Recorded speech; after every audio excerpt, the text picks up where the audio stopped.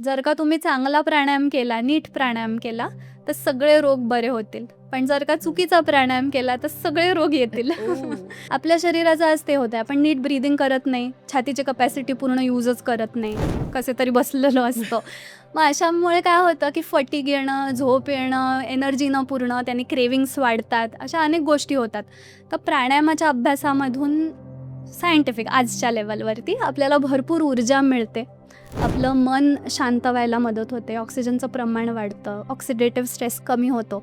एक खूप छान श्लोक आहे हठयोगामध्ये की चले वाते चले चित्तम निश्चले निश्चलम भवेत.